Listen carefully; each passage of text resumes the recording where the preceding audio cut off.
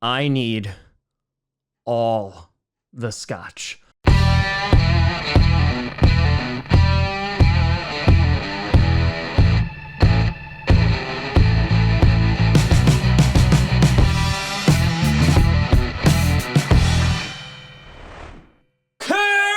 Posse Packer Nation.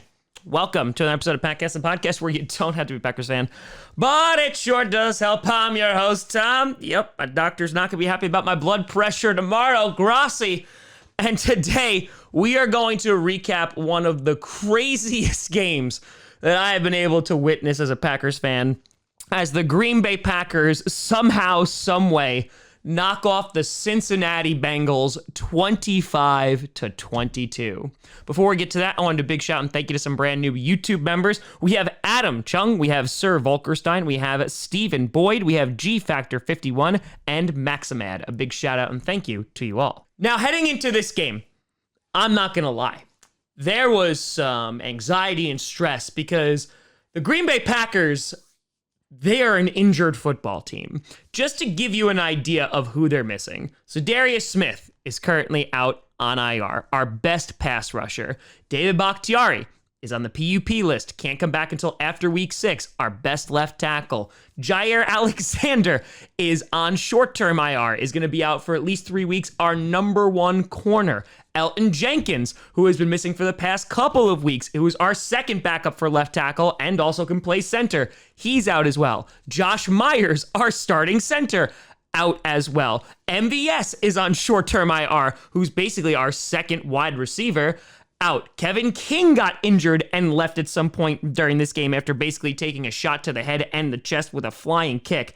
So let me just put it this way. The Green Bay Packers had a lot of injuries. And on top of that, you also have the Cincinnati Bengals who were 3-1. They've knocked off some pretty decent teams, and they look to be clicking, especially on offense. So I did not think by any stretch of the imagination that this was going to be a walk in the park.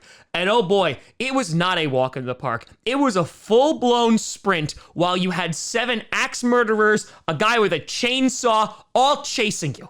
Okay, and probably a stray cat who had rabies. All of these were chasing you because I can't even begin to describe this game and how insane it was.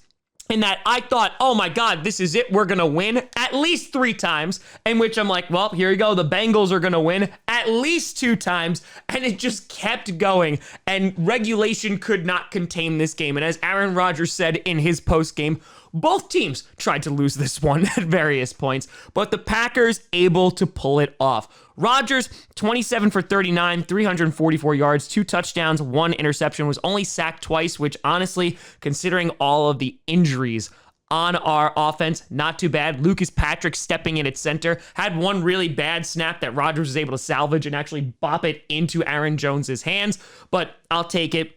However, with those 2 touchdowns, Aaron Rodgers is at 422 TDs, so now he's the 5th most in NFL history.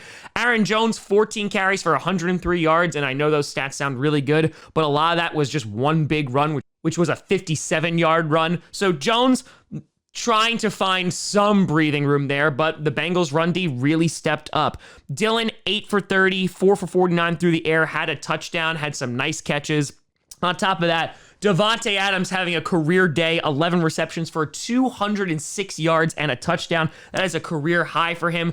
Randall Cobb coming in super duper clutch over and over again throughout this game. Even the big dog Mercedes Lewis coming in with some big clutch plays. And the offense, I mean, again, there's just so many opportunities, and we'll break down the last 2.5 minutes of that game. But the offense, without really a running game to fall behind, they struggled a bit. You didn't have MVS. You were obviously missing a ton of people on that offensive line. But the Packers were still able to chip away bit by bit, especially after a slow start.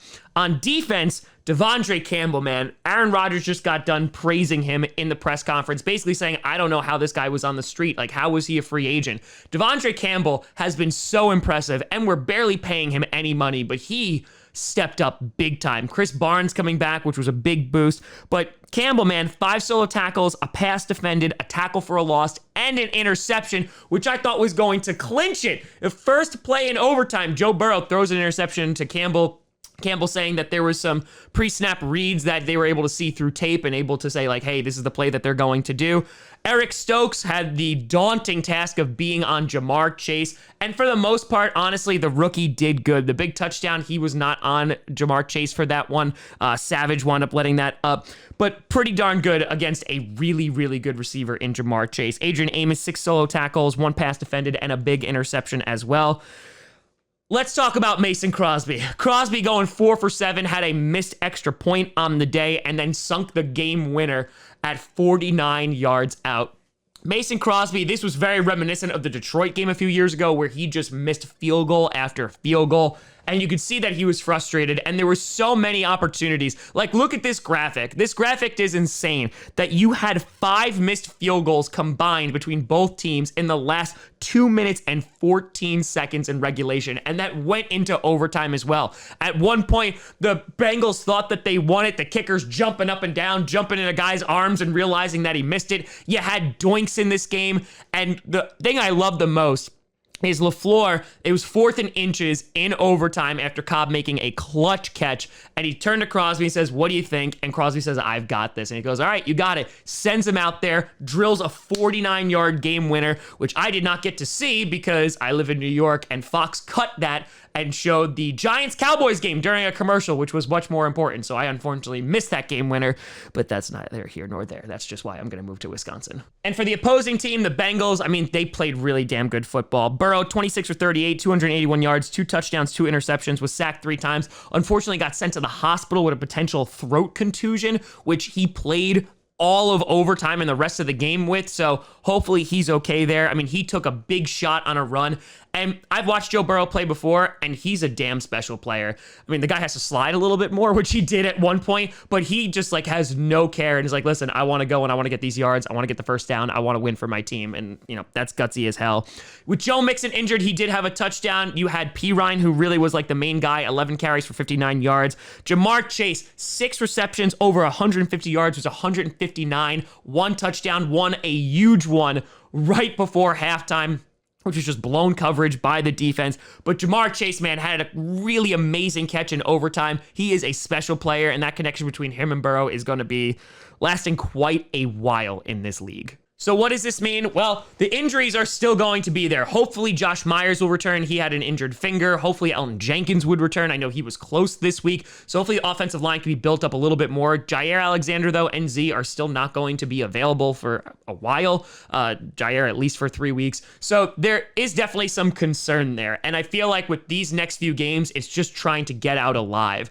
Hopefully Jaire Alexander doesn't need surgery. Hopefully he can be back in a couple of weeks, and we don't know the diagnosis yet, but they're just trying to wait and see if it heals up correctly. But right now, the Green Bay Packers are at 4-1 on top of the NFC North. We have a big divisional matchup with the Bears next week, and it's going to be a tough game with all these injuries. We got to hope that the offensive line is back to full strength. But if we're able to pull off gutsy wins like this, at the end of the day, that is all that matters. And considering all of the struggle that we're going through with all of these injuries, a win is a win. And my hat is off to the Bengals, who played their asses off.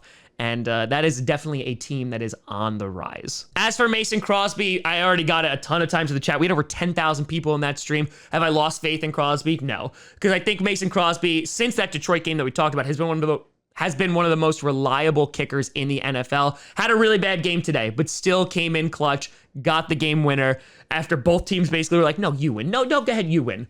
They got it done, and we move on to the Bears. But let me know what you think down in the comments below. How did you feel about this absolutely insane game? Let me know. You can always find me at TomGrossiComedy.com or TomGrossiComedy on all social media you see down below. Check out podcasts on SoundCloud, iTunes, Google Play Music, Spotify, and of course YouTube. And a big shout and thank you to all the patrons over at patreon.com/TomGrossiComedy and the YouTube members. But we'll be streaming tonight, Bills, Chiefs. Hopefully it'll be a little less anxiety-inducing game. But thank you so much for watching. I'm Tom Grossi. And as always, go Pack Go.